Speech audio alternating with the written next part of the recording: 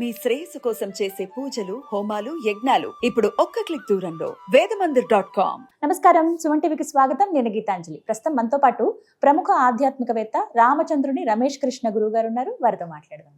గురుగారు నమస్కారం అండి. నమస్కారం అండి. ఏడుకొండలవాడు పూర్తిగా అక్కడ అలా కాసేపు ఆ మాడ వీధుల దగ్గర కూర్చుంటేనే ఎక్కడ లేని ప్రశాంతత. ఇక స్వామిని చూస్తే అది ఇంకా పట్టలేని ఆనందం. అది వరాహ స్వామివారి ఎదురుగుండా ఉన్నటువంటి ఆ మెట్లు దారి కావచ్చు, స్వామివారి రాజగోపురం ఎదురుగుండా కానీ, ఈ ప్రదేశాలన్నీ చాలా అద్భుతంగా ఉంటాయి.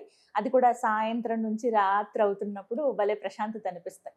అలా ఆ క్రమంలో వచ్చిన వారందరూ ఖచ్చితంగా పుష్కరంలో స్నానం చేసి వెళ్తారు, లేకపోతే కనీసం కాళ్ళైనా కడుక్కుంటారు, నీళ్లు చల్లుకుంటారు. అలా పిల్లలకైతే సరదా, పెద్దవాళ్ళకైనా కూడా. అయితే ఆ పుష్కరిణి ఎంతో విశేషం అని చెప్తారండి. అంటే ప్రతి క్షేత్రంలో మనం పుష్కరిణిని చూస్తాం, కానీ తిరుమలలో ఉండేటువంటి ఈ పుష్కరిణి విశేషాలు మాట్లాడదాం. తిరుమలలో వాస్తవానికి చాలా పుష్కరిణులు ఉన్నాయండి. ఒక్కొక్క ప్రాంతంలో ఒక్కొక్కటి ఉంది. ఇప్పుడు మన మైసూరు సత్రంలో ఒకటి ఉంది, అక్కడ నరసింహ కోనేరు అని దానికి పేరు, అక్కడ ఒకటి ఉంది. తర్వాత మన ప్రస్తుతం లడ్డూ కౌంటర్ ఉంది చూసారా, ఆ లడ్డూ కౌంటర్ దగ్గర అక్కడ అచ్యుతరాయ కోనేరు అని ఒకటి ఉండేది. ఇప్పుడు మూసేసారు, ఉండేది, ఇప్పుడు అది పూర్తి చేసేసారు దాన్ని. అలానే మనం ఇంతకు ముందు ఒకసారి చెప్పుకున్నాము, మన అనంతాళ్వార్ గారు కోనేరు ఒకటి అన్నమాట. అప్పుడు ఆ ప్రాంతంలోనే మనకి ఏటీసీ కాటేజెస్ అంటాం, ఏటీసీ ఏరియా అంటారు చూసారా. అక్కడ ఆ ఏటీసీ కాటేజ్ అంటే యాక్చువల్లీ అనంతాళ్వార్ ట్యాంక్ కాటేజెస్ దాని పేరు. అది అందువాటి ఏటీసీ అనేస్తున్నాం మనం. అలాగే అనంతాళ్వార్ ట్యాంక్ అన్నమాట అది. ఆ ప్రాంతంలో కాటేజెస్ అవన్నీ ఉంటాయి. అలానే మంగళం బావి అని చెప్పి అక్కడ ఒక దాని ఇప్పుడు ఎంబీసీ కాటేజెస్ అంటారు, మంగళం బావి కాటేజెస్ దాని పేరు. ఇట్లా ఒక్కొక్క ప్రాంతంలో అంటే ఇవన్నిటి వల్లనే అసలు తిరుమలకి ఒక ప్రాముఖ్యత ఏర్పడింది. లేకపోతే అంత 7 కొండలకి నీళ్లు ఎవరు సప్లై చేస్తారు చెప్పండి కింద నుంచి? సాధారణమైన విషయం కాదు కదా. అలాగా ఇవన్నీ కూడాను అటు సహజ సిద్ధంగా ఏర్పడినవి కొన్ని, ఇటు ఆనాటి రాజులు మహారాజులు వీళ్ళందరూ కూడా ఆ కొండల మీద పుష్కరిణులు వాళ్ళు తవ్వించారు ఈ నీటిని అంతటిని నిల్వ చేయడానికి వచ్చినటువంటి భక్తులకు ఇబ్బంది లేకుండా ఉండటం. అలాగా ఏర్పడినటువంటి కోనేరులు ఎన్నో ఉన్నాయి. కానీ వీటన్నింటిలో కూడా విలక్షణమైనటువంటిది స్వామి పుష్కరిణి. దీని పేరు స్వామి పుష్కరిణి అంటాం మనం దాన్ని. ఎందుకు స్వామి పుష్కరిణి అంటానికి కూడా ఒక కథ ఉంది దాని వెనకాల. సరే, అసలు ఇది స్వామి వారి యొక్క సేవలన్నీ కూడాను ప్రత్యేకమైనటువంటి అవబృధ స్నానం కానీ చక్ర స్నానం అంటాం కదా, ఇటువంటివన్నీ కూడాను జరిగేటువంటిది పుష్కరిణిలో, ప్రధానమైనటువంటి ఈ పుష్కరిణిలో. ఇందులో ఇది ఒకటే పుష్కరిణి కాదు, దీనిలో 9 తీర్థాలు ఉన్నాయి. మనం ఇంతకు ముందు కూడా ఒకసారి అనుకున్న 108 తీర్థాలు ఉంటాయి కొండ మీద అని చెప్పి. ఆ 108 తీర్థాల్లో 9 తీర్థాలు ఇక్కడే ఉన్నాయి అన్నమాట, అందులోనే ఉన్నాయి. అందువల్ల ఒక్కొక్క ప్రాంతంలో స్నానం చేయటం వల్ల ఒక్కొక్క రకమైనటువంటి ఫలితం లభిస్తుంది మనకి. ఎక్కడంటే అక్కడ కాదు స్నానం చేయటం, ఈ మూల పోతే ఒకటి, ఆ మూల పోతే ఒకటి, ఈ దిక్కుకి వెళ్తే ఒకటి, ఆ దిక్కుకి వెళ్తే ఒకటి, ఇట్లాగా 9 తీర్థాలు ఉన్నాయి ఆ లోపల. కానీ మనకు అవకాశం వరాహస్వామి వారి అక్కడ నుంచే అటు నుంచి ఇప్పుడు పోతున్నాము. ఒకప్పుడు అలా కాదు కదా, నేరుగా ఇట్లా నుంచి ఇటు నుంచే వెళ్ళిపోయేవాళ్ళు. ఇప్పుడు ఇటు నుంచి పోయినా కూడా మీరు లోపల తిరగచ్చుగా, లోపలికి వెళ్ళచ్చు. లోపల మళ్ళీ 9 తీర్థాలకి మీరు తిరిగేసి రావచ్చు. ఇక్కడ ఒక్కొక్క వైపున ఒక్కొక్క తీర్థం ఉందన్నమాట. అయితే ఆ తీర్థాలన్నిట్లో కూడా మొట్టమొదట ఉత్తరం వైపున ఉన్నటువంటి దాన్ని కుబేర తీర్థము అంటారు. ఉత్తర దిక్కు కుబేరుడిది కాబట్టి కుబేర తీర్థం అని దానికి పేరు. ఆ ఉత్తర దిక్కులో మరి కుబేరుడు ఎవరు? సాక్షాత్ వెంకటేశ్వర స్వామికి అప్పిచ్చినటువంటి ఆయన. ఇప్పటికీ వడ్డీలు వసూలు చేస్తున్నాడు ఆయన దగ్గర నుంచి. అక్కడ శంఖనిధి పద్మనిధి అని చెప్పి 2 పెట్టుకొని ఉన్నాడు. ఆ రెండిటి ద్వారా ఆయన దగ్గర రోజు వడ్డీ వసూలు చేస్తూ ఉంటాడు ఈయన కదా. అలాంటిది కుబేరుడి యొక్క తీర్థం అన్నమాట. ఆ కుబేరుడు అక్కడ ఉండేటువంటి స్థానం గనక, అక్కడ స్నానం గనక చేస్తే మనము గొప్ప ధన సమృద్ధి జరుగుతుంది అని చెప్పి. అలాగని ఈశాన్య దిక్కు పోతే అదే ఆ ఉత్తర దిక్కునే అక్కడ మనకి వ్యాసరాయ ఆహ్నిక మండపం అని చెప్పి ఒక మండపం ఉంది అక్కడ. అది శ్రీకృష్ణదేవరాయలు గారి యొక్క గురువు వ్యాసరాయలు అంటే. ఆయన అక్కడ కూర్చొని స్వామివారికి సంబంధించినటువంటి పూజాధికారులు నిర్వహించేవారని చెప్పి. అంటే కొన్ని సంవత్సరాల పాటు ఆయన అధీనంలోనే ఉండేది తిరుమల క్షేత్రం కూడా. కాబట్టి ఆయన నిరంతరము అక్కడ స్వామికి కైంకర్యం చేస్తూ ఉండేవారని చెప్పి దానికి ఆ పేరు. అక్కడే ఉంటుంది ఆ కుబేర తీర్థం దగ్గర. దానికి కొద్దిగా పక్కకు కనుక వస్తే ఈశాన్య దిక్కున మీకు గాలవ తీర్థం అని ఉంది. గాలవ మహర్షి తయారు చేసినటువంటి తీర్థం అని చెప్పి అక్కడ మీకు చిన్న ఆంజనేయ స్వామి గుడి ఉంటుంది. కోనేటిగట్ట ఆంజనేయ స్వామి అంటారు ఆయన. అంటే మనకి వరాహస్వామి గుడి ఉంది కదా, ఆ వరాహస్వామి గుడికి కొద్దిగా ముందుకు వస్తుంది. అది గాలవ తీర్థం అని చెప్పి దానికి పేరు. అలాగని దాని తర్వాత తూర్పు దిక్కు కనుక వెళ్ళారంటే అక్కడ మార్కండేయ తీర్థం అని ఉంది. ఆ మార్కండేయ తీర్థంలో కనుక స్నానం చేస్తే దీర్ఘాయుషు లభిస్తుంది అని చెప్పి విశ్వాసం. అది మార్కండేయ తీర్థం. అలానే ఆగ్నేయ దిక్కుకు వెళితే అక్కడ అగ్ని తీర్థం అని ఉంది. ఆయన కళ్యాణం జరిగినప్పుడు వచ్చిన వాళ్ళందరికీ పాపం కావాల్సిన వంటలన్నీ ఈయన చేసేట. చేసి స్వామికి గొప్ప కైంకర్యం చేశాడు. చేసి పాపం అలసిపోయి వచ్చి ఇక్కడ కూర్చున్నట్ట ఈ తీర్థం. కాబట్టి అది అగ్ని తీర్థం. ఈ అగ్ని తీర్థంలో గనక ఉంటే మనకి అన్ని రకాలైనటువంటి సౌభాగ్యాలు లభిస్తాయి అని చెప్పి అది అగ్ని తీర్థం. అలానే పశ్చిమానికి కనుక వెళితే పశ్చిమ దిక్కున వరుణ తీర్థం అని చెప్పి ఆ వరుణ తీర్థం ఒకటి. వాయవ్య దిక్కున పోతే అక్కడ వాయు తీర్థం అని చెప్పి ఉంది. అంటే ఒక్కొక్క దిక్కుకి ఒక్కొక్కటి ఉందన్నమాట. అలా 8 దిక్కుల్లో 8 రకాలైనటువంటి తీర్థాలు ఉన్నాయి. ఈ వాయువ్య దిక్కునే మనకి ఆదివరాహస్వామి యొక్క దేవాలయం కూడా అక్కడ వస్తుంది, దానికి ఎదురుగ్గా వస్తుంది అనమాట. ఇక్కడ గనక స్నానం చేశామంటే మనం పరమపదాన్ని పొందుతాము అని చెప్పి నమ్మకం మన భక్తులకి. అలానే దక్షిణ తీర్థానికి దక్షిణం వైపుకు వెళితే యమతీర్థం అని చెప్పింది, యముడి తీర్థం అది. అక్కడ గనక స్నానం చేస్తే మనకి ఏ విధమైన నరక బాధలు లభించవు అని చెప్పి అక్కడ స్నానం చేస్తారు. అలానే నైరుతి దిక్కున వశిష్ఠ తీర్థం అని ఉంది.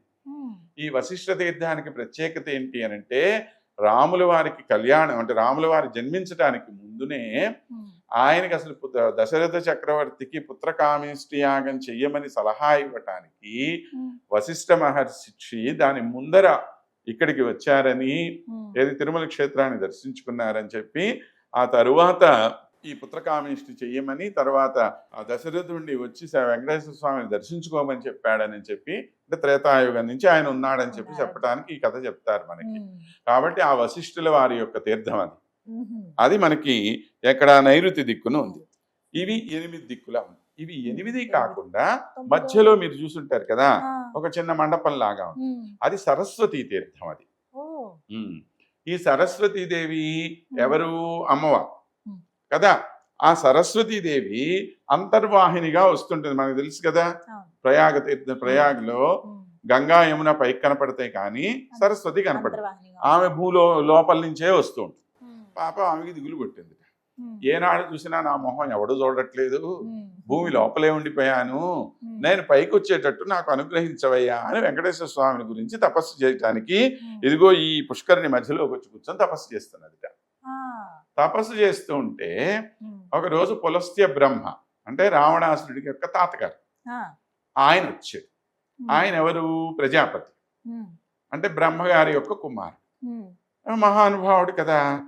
ఈమె తపస్సు చేసుకుంటూ కూర్చుంటే నేను ఇంత గొప్ప మహర్షిని, పులస్త్య బ్రహ్మని, ప్రజాపతిని, అంటే బ్రహ్మర్షి అవ్వటం ఒకటి, ప్రజాపతి అవ్వటం ఒకటి, ఇంకోటి అంటే 2 పదవులు అనమాట. ఇప్పుడు నేను ఇంత గొప్పవాడిని, నేను వచ్చినప్పుడు నువ్వు కనీసం లేచి నాకు నమస్కారం చేయవా అని ఈమె మీద కోపంతో ఆమె శపించేసేట.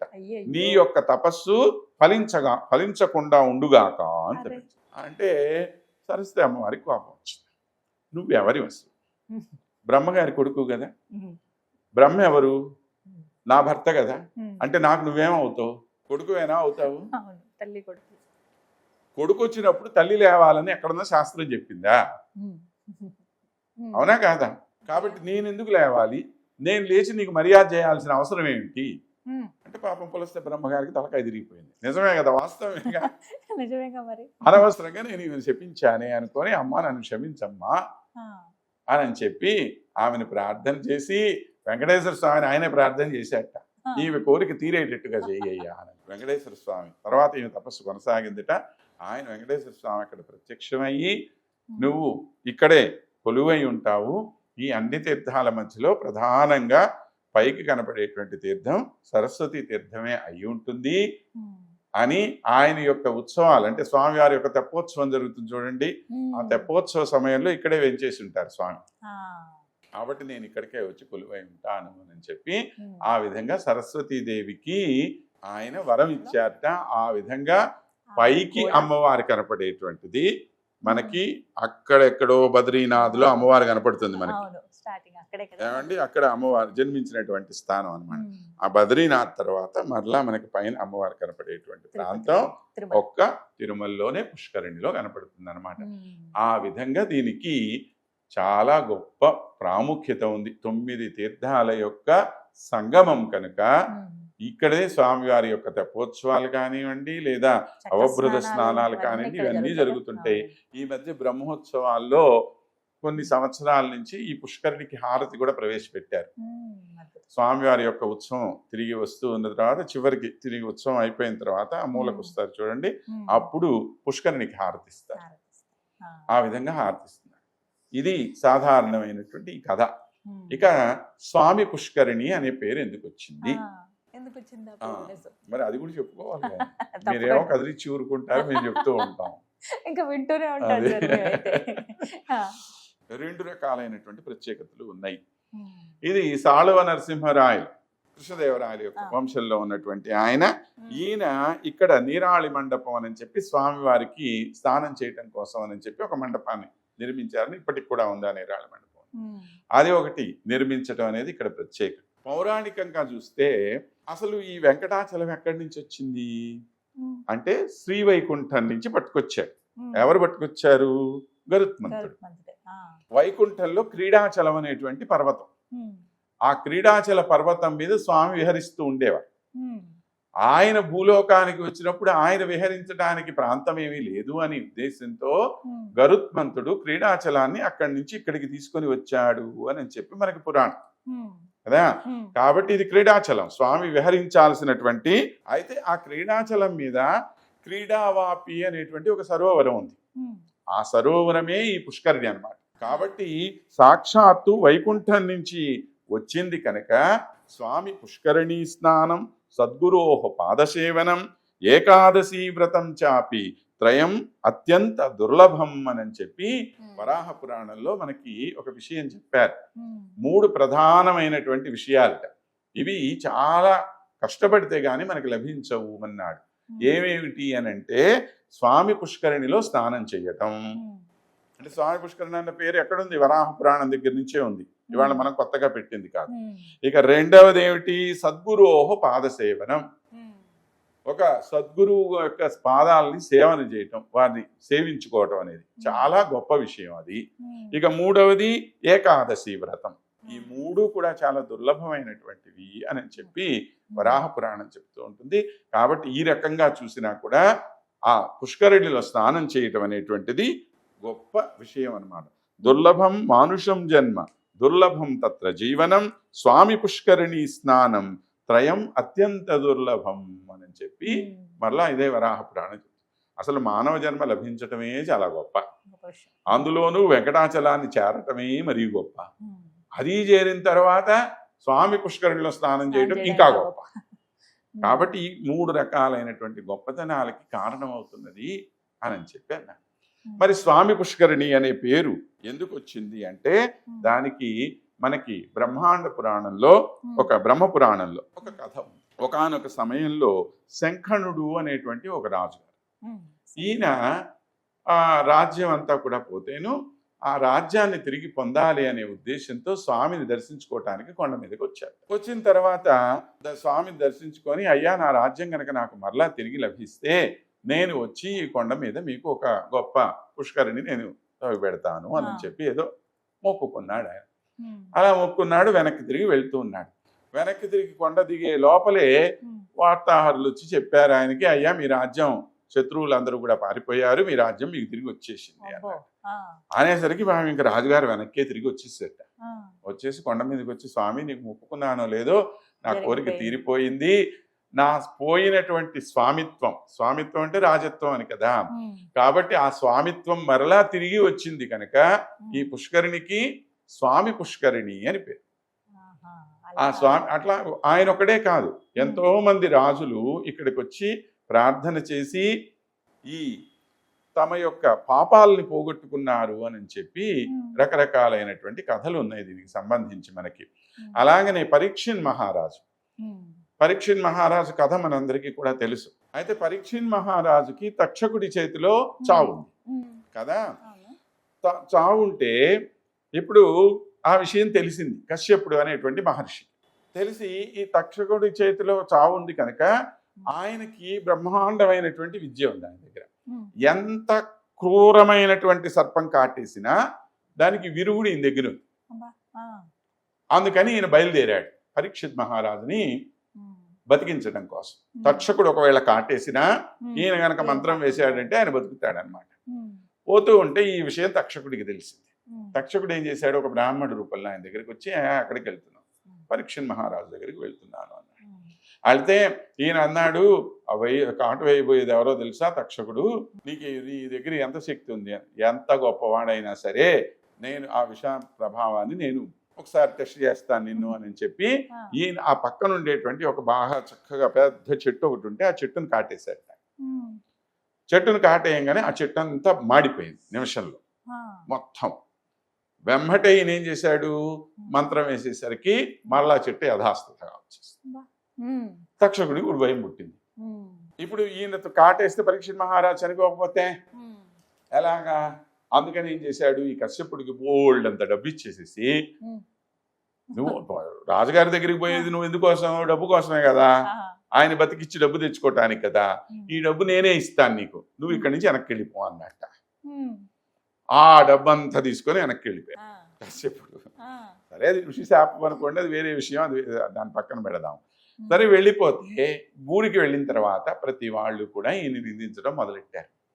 ఏమయ్యా బుద్ధి ఉందా లేదా, రాజుగారిని రక్షించడం మనందరి కర్తవ్యం, మన రాజు ఆయన, నీ దగ్గర శక్తి ఉంది, ఆయన రక్షించగలిగినటువంటి వాడివి, నువ్వు ఇలా తిరిగి రావటం ఏంటి, ఇంతకన్నా సిగ్గుమాలిన పని ఇంకోటి ఉందే అని చెప్పి కనపడ్డ వాళ్ళందరూ కూడా ఆయన్ని తిట్టిపోయటం మొదలెట్టారు. పాపం భరించలేక అయినా నేరుగా వెంకటాచలానికి చేరారు. చేరి ఇక్కడ స్వామి పుష్కరిణిలో స్నానం చేసి వెళ్ళి వెంకటేశ్వర స్వామిని ప్రార్థన చేశారు. అయ్యా నాకు ఈ విధమైనటువంటి అపకీర్తి ఏర్పడింది, కానీ అది నా యొక్క బుద్ధి కాదు, ఆ బ్రాహ్మణుడి యొక్క శాపం వల్ల ఆ రాజుగారికి మృత్యు అనేటువంటిది రాసిపెట్టింది, అందువల్ల నా బుద్ధి ఆ విధంగా భ్రమించి నేను వెనక్కి వచ్చాను తప్పితే ఈ డబ్బుతోటి నేను ఏదో చేసుకోవాలనే ఉద్దేశం స్వార్థమేమి లేదు నాకు అని చెప్పి అంటే, అప్పుడు ఆ విధంగా ప్రార్థిస్తే నువ్వేం భయపడకు, నువ్వు మళ్ళా వెనక్కి తిరుగు అని వెళ్ళిన తర్వాత నీకు అన్ని విధాలుగా శ్రేయస్సు కలుగుతుంది అని చెప్పి స్వామి ఈయనకు అభయం ఇచ్చారని, ఈయన మళ్ళీ వెనక్కి తిరిగిన తర్వాత మిగతా వాళ్ళందరూ కూడా ఆయన్ని ఆహ్వానించారు అని చెప్పి ఆ విధంగా కశ్యప మహర్షికి సంబంధించినటువంటి ఒక కథ కూడా ఇక్కడ ప్రచారంలో ఉంది. అలాగని ఇంకొకసారి ధర్మగుప్తుడు అనేటువంటి ఒక అతను కొండ మీదకి రాబోతూ ఉంటే ఒక సింహం అని తరుగుతుంది. ఈయన సింహం తరుగుతూ ఉంటే ఈయన ఏం చేశాడు, గబగబా అక్కడ ఒక చెట్టు ఉంటే చెట్టు మీదకి ఎక్కాడు. ఈ సింహానికే భయపడి ఒక ఎలుగుబంటి కూడా ఆ చెట్టు మీద ఒక పక్కన చేరింది. ఇప్పుడు ఈయన పని ఏంది, కిందకి దిగితేనేమో సింహం, పక్కనేమో ఎలుగుబంటి, ఏం చేయాలి? అయితే ఎలుగుబంటి అందుట, నువ్వేం భయపడమాక, మన ఇద్దరికి కూడా సింహం కామన్ శత్రువు కదా, కాబట్టి సింహం దగ్గర అది వెళ్ళిపోయేదాకా నువ్వు ఆ చెట్టు కొమ్మ మీద ఉండు, నేను ఈ చెట్టు కొమ్మ మీద ఉంటాను, నువ్వేం దిగులు పడద్దు, నేను నిన్నేమి చెయ్యనులే అని చెప్పాను. సరే అన్నారు. పాపం ఆ చెట్టు కొమ్మను పట్టుకొని ఈయన పడుకున్నాడు, ఆ చెట్టు కొమ్మను పట్టుకొని ఆ ఎలుగుబంటి ఎలుగుబంటి నిద్రపోయిన తర్వాత ఈ సింహం ఈయన నిద్రపోయిన తర్వాత సింహం ఎలుగుబంటితో అందుట, నువ్వు ఆ ధర్మగుప్తుడిని కిందకు తోసేసేయి, నేను తినేసి వెళ్ళిపోతాను, తర్వాత నువ్వు కిందకు వచ్చి నీ దోవలు నువ్వు వెళ్ళిపోవచ్చు అని చెప్పందిట. అంటే పాపం ఎలుగుబంటి అందుట, అది చాలా తప్పు, పాపం నన్ను నమ్మాడు కదా ఆయన, నా మీద నమ్మకంతో పడుకొని నిద్రపోతున్నాడు, అలాంటి ఆయన నేను ఏ విధంగా కిందకి తోస్తాను అని చెప్పాను. సరే సింహం గమ్మున ఊరుకుంది. కాసేపటికి ఎలుగుబంటి నిద్రపోయింది. ధర్మగుప్తుడితో అందుట సింహం, ఇదిగో ఆ ఎలుగుబంటి నిద్రపోయింది, దాని కిందకి దోసేసి నువ్వు, నేను దాన్ని తినేసి వెళ్ళిపోతాను, తర్వాత నీ దోవ నువ్వు వెళ్ళిపోవచ్చు. వీడు లోపి కదా, ఏం చేశాడు, దాన్ని నెట్టేశాడు కిందకి. నెట్టేసరికి పాపం కింద పడిపోతూ ఎలుగుబంటి కదా ఎంతైనా వెంబటే వేరే కొమ్మను పట్టేసుకుంది. కింద పడలాది. ఇంకో కొమ్మని పట్టుకొని ఒరే దుర్మార్గుడా, అది నన్ను పడేయమంటేనేమో నేను పడేయలేదు నిన్ను, కానీ నువ్వు ఎంత ద్రోహం చేశావో చూడు. నువ్వు అనుకుంటున్నట్టు నేను ఎలుగుబంటిని కాదు, నేను ధ్యాన కాష్టుడు అనేటువంటి ఒక మునిని. నేను రకరకాల రూపంలో ఈ అరణ్యంలో సంచరిస్తూ కొండ మీదకి వచ్చేటువంటి వాళ్ళ యొక్క స్థితిగతులు ఎలా ఉంటాయి, వాళ్ళు ఎలాంటి వాళ్ళు ఇక్కడికి వస్తున్నారనేది నేను గమనిస్తూ ఉంటాను. ఎంత మూర్ఖ పని చేశావు, నువ్వు చేసినటువంటి పనికి నువ్వు పిచ్చివాడివై తిరుగుతూ ఉంటావు అని చెప్పి చెప్పించేసి, ఆ ముని కదా ఆయన, ఆ విధంగా చెప్పిస్తే అప్పటి నుంచి వీడు పిచ్చివాడే రోడ్ల మీద తిరుగుతూ ఉన్నాడు. తిరుగుతూ తన తండ్రి నందుడు అని ఆయన దగ్గర, ఆ నందుడి దగ్గరికి వెళ్ళాడు. వెళితే పాపం కొడుకు యొక్క దుస్థితి చూశాడు ఆయన. ఏం చేస్తాడు, ఆడేమో అట్లా పిచ్చివాడైపోయా అంటే అదే సమయంలో జైమిని మహర్షి అక్కడికి వస్తారు ఆయన దగ్గరికి. వచ్చినప్పుడు ఆ జైమిని మహర్షి ఈయనకి చెప్తారనమాట, కొండ మీద స్వామి పుష్కరంలో స్నానం చేయించు నీ కొడుకు చేత, అప్పుడు అతని యొక్క ఈ శాపం తీరిపోయి మంచివాడవుతాడు అని చెప్పంటే ఆ ధర్మగుప్తుడి తండ్రి అతన్ని తీసుకొని వచ్చి కొండ మీద ఆ స్వామి పుష్కరంలో స్నానం చేయించి అతని యొక్క పూర్వ స్థితిని మరలా తిరిగి తీసుకొచ్చారు అని చెప్పి ఇది ఒక కథనం. అది మరొక కథనం ఉంది ఇక్కడ. ఇదేమిటి అని అంటే దశరథ మహర్షికి సంబంధించినటువంటి, దశరథ చక్రవర్తికి మనం ఇంతకు ముందే చెప్పుకున్నాం కదా, వశిష్ఠ మహర్షి అక్కడికి వచ్చారు. అలా పుత్రకామేష్టి యాగం చేయటానికి ముందే దశరథ చక్రవర్తి ఇక్కడికి వచ్చారని, స్వామి యొక్క దయతోనే వారికి సంతానం కలిగిందని రాములు వారు అక్కడ. దీనికి ఈ రాములు వారి యొక్క సంబంధానికి వచ్చినటువంటి ఒక మంచి అద్భుతమైనటువంటి కథ కూడా ఉంటుంది ఇక్కడ. రావణాసురుడు సీతాదేవిని అపహరించుకొని వెళ్ళాడు. రాములు వారు అమ్మవారిని వెతుకుతూ బయలుదేరాడు. సరే, ఈ సందర్భంలోనే మన కిష్కిందా నగరానికి రావటం, వీరందరూ కలవటం జరిగింది. ఇప్పుడు ఈ వానరులు వీళ్ళందరితో కలిసి బయలుదేరాడు ఈయన. మరి సీతాన్వేషణ అయిపోయింది. సరే, హనుమంతుడు వచ్చాడు, చెప్పాడు విషయము, వాళ్ళందరిని వేసుకొని బయలుదేరాడు. అలా వెళ్తున్నటువంటి సమయంలో తిరుమల ప్రాంతానికి వచ్చారట ఆయన. వచ్చినటువంటి సమయంలో అంజనాదేవి అక్కడ తపస్సు చేసుకుంటూ ఉన్నది కదా, అంజనాద్రి మీద అమ్మవారు. ఆమె ఈ తపస్సు చేసుకుంటున్నటువంటి సమయం అంటే ప్రస్తుతం మన ఆకాశగంగ ప్రాంతం ఉంది చూసారా, అక్కడ ఈ ఆశ్రమం ఉంది ఇప్పటికి కూడా. అయితే అంజనాదేవి ఆశ్రమంలో చేసుకుంటూ ఉంటే మన రాముల వారిని ప్రార్థించింది, స్వామి మా దగ్గరికి వచ్చి ఆతిథ్యం స్వీకరించి ఇక్కడ పుష్కరిణిలో మీరు స్నానం కనుక చేసి వెళితే మీ కోరిక నెరవేరుతుంది అని చెప్పాను. అంటే రాముల వారు అన్నారట, అమ్మ నాకు ఇప్పుడు ఎక్కడ అవకాశం ఉంది, ముందు అక్కడ సీత ఎట్లా ఉందో ఏంటో, నేను పోయి పుణ్యతీర్థాలన్నీ తిరుగుతూ ఉంటే ఎలా కుదురుతుంది, ఇప్పుడు మరొక సమయంలోనే వస్తానులే అన్నట్ట. అంటే మరి ఆంజనేయ స్వామికి వాళ్ళమ్మ చూడాలని ఆయన కోరిక కాదు పాపం. అందుకని ఆంజనేయ స్వామి ఏమన్నట్ట, కాదు స్వామి మీరు అమ్మ మాట వినండి, ఒకసారి వచ్చి పుష్కరిణిలో స్నానం చేస్తే మీ కోరిక నెరవేరుతుంది అని చెప్పన్నట్టు. అలా అనేసరికి ఆయన అంజనాదేవి యొక్క ఆశ్రమానికి అక్కడికి వచ్చారని చెప్పి, ఆ సమయంలో ఆయన వెనకాల వచ్చినటువంటి వానరులందరూ కూడా అక్కడే ఒక పెద్ద గుహ ఉంటుంది, వైకుంఠ గుహ అని చెప్పి దానికి పేరు. ఆ వైకుంఠ గుహలో ఈ వానరులందరూ ఉన్నారని ఇప్పటికి కూడా ఉంది ఆ వైకుంఠ గుహ.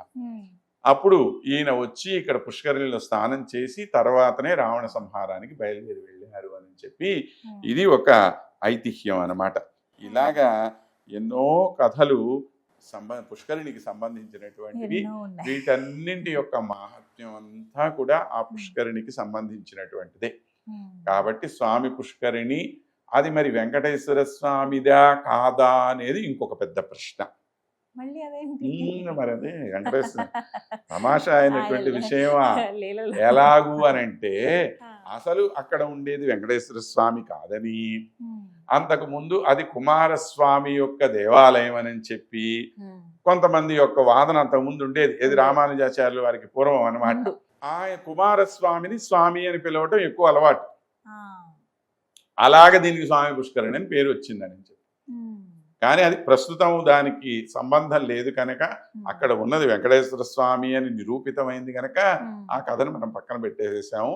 మిగిలినటువంటి విషయాలన్నీ కూడా వెంకటేశ్వర స్వామికి సంబంధించినటువంటివి, ఆయన యొక్క వైభవాన్ని, ఆయన మహత్యాన్ని మనకి తెలియజేసేటువంటి కథలు అన్నమాట ఇవన్నీ కూడా.